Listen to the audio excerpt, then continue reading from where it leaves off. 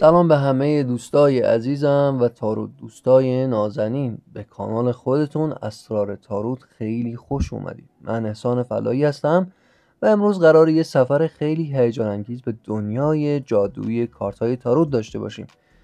تصور کن یه جعبه پر از کارت‌های رنگارنگ داری که هر کدومشون یه داستان خاص رو برات تعریف میکنن. این کارت‌ها همون کارت‌های تاروت هستن.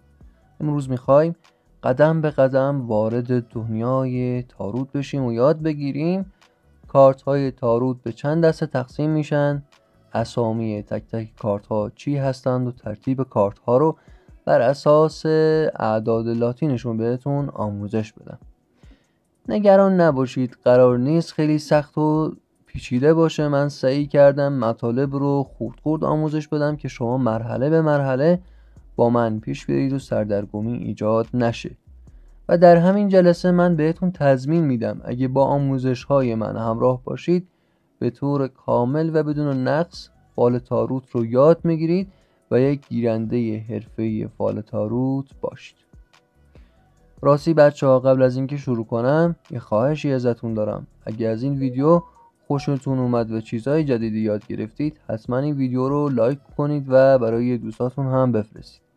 اگه هنوز عضو کانال اسرار تاروت نشدید، همین الان دکمه سابسکرایب رو بزنید و زنگوله رو هم فعال کنید تا از ویدیوهای جدیدمون جا نمونید. حمایت شما بزرگترین هدیه برای منه. کارت‌های تاروت خودش به دو دسته اصلی تقسیم میشن: آرکانای بزرگ و آرکانای کوچیک، که به اونها کارت کبیر و صغیر هم گفته میشه. یه مثالی که میتونم براتون بزنم که براتون جا بیفته اینه که مثل یه فیلم سینمایی در نظر بگیرید که دو بخش اصلی داره. یه بخش که داستان اصلی فیلم رو روایت میکنه مثل آرکانای بزرگ، و یه بخش که جزئیات و اتفاقات روزمره رو نشون میده مثل آرکانای کوچیک. آرکانای بزرگ خودش 22 عدد کارت رو شامل میشه و آرکانای کوچیک به 4 دسته تقسیم میشه که هر کدوم از اونها 14 عدد کارت رو شامل میشه. یک کارت های چوب دست، کارت شمشیر، کارت سکه، کارت جام، که در ادامه ویدیو به اونها خواهم پرداخت. بریم سراغ اسامی کارت های تاروت که من اینجا از کارت های آرکانای بزرگ شروع میکنم و همین که به ترتیب اعداد لاتین پیش میریم تا اعداد لاتین برای شما هم مرور بشه. دوستانی که آموزش اعداد لاتین رو ندیدن حتما اون ویدیو رو از دست ندین، چون من چیزهایی در اون ویدیو گفتم که کمتر کسی به اونها اشاره میکنه. بریم سراغ آموزش. کارت 0. اسم این کارت ابله یا احمق هستش. کارت 1 کارت جادوگر یا کیمیاگر. کارت 2 راهبه یا پاپ بانو. کارت 3 کارت ملکه یا امپراتور زن. کارت 4 امپراتور یا امپراتور مرد. کارت 5 پاپ اعظم یا پاپ. کارت 6 عشاق. کارت 7 عرابه. کارت 8 قدرت یا استقامت یا قدرت نهایی. کارت 9 درویش. کارت 10 چرخ اقبال یا سرنوشت. کارت 11 عدالت. کارت 12 مرد به دار آویخته. کارت 13 مرگ یا انتقال. کارت 14 اعتدال. کارت 15 دیو یا شیطان. کارت 16 برج. کارت 17 ستاره. کارت 18 ماه. کارت 19 خورشید و کارت 20 رستاخیز یا قضاوت. کارت 21 هم جهان هستش.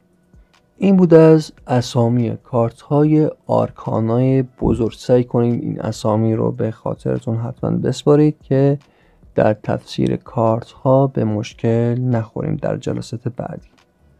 برسیم سراغ اسامی کارت های آرکانای کوچک که من از کارت چوب دست شروع میکنم. کارت شماره 1 تک چوب دست یا آس چوب دست.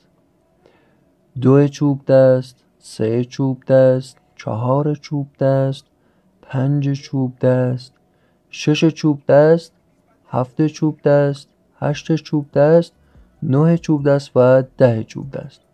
از این به بعد کارت 11 نوباوه چوب دست، کارت 12 شوالیه یا دلاور چوب دست، کارت 13 ملکه یا بانوی چوب دست، کارت 14 کارت پادشاه چوب دست هسته. مورد بعدی میرسیم به کارت های شمشیر که اسامی این کارت ها به این صورته: شماره اول تک شمشیر، 2 شمشیر، 3 شمشیر، 4 شمشیر، 5 شمشیر، 6 شمشیر، 7 شمشیر، 8 شمشیر، 9 شمشیر، 10 شمشیر و بعد از اون میرسیم به کارت 11 نوباوه شمشیر، 12 شوالی یا دلاور شمشیر، 13 ملکه شمشیر یا بانوی شمشیر،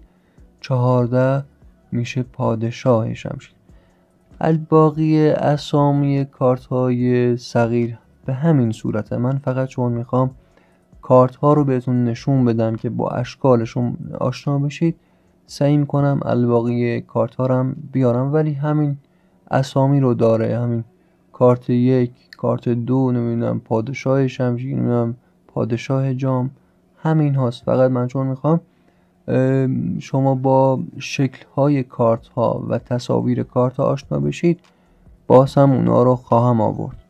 مورد بعدی میرسیم به کارت های سکه که میشه تک سکه یا آس سکه، 2 سکه، 3 سکه، 4 سکه، 5 سکه، 6 سکه، 7 سکه، 8 سکه، 9 سکه، 10 سکه که بعد از اون به نوباوه یا جوان سکه که میشه 11، 12 میشه شوالیه یا دلاور سکه، 13 میشه ملکه یا بانوی سکه، 14 میشه پادشاه سکه.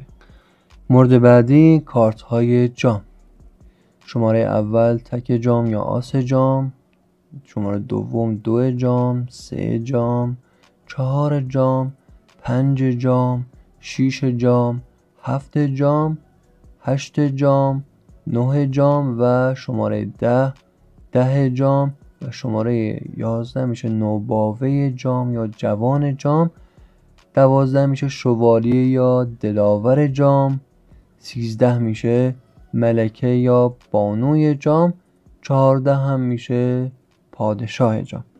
به آخر آموزش رسیدیم. سعی کنید تا اینجا این مطالب رو خوب یاد بگیرید، نکته برداری بکنید، یادداشت بکنید که این اسامی و اعداد لاتین رو حتما یاد بگیرید که در جلسات بعدی به مشکل نخوریم. از اینکه تا انتهای این ویدیو با من همراه بودید ازتون یه دنیا ممنونم. امیدوارم این ویدیو براتون مفید بوده باشه و چیزهای جدیدی یاد گرفته باشید. تا ویدیوی بعدی، خدا یار و نگهدارتون.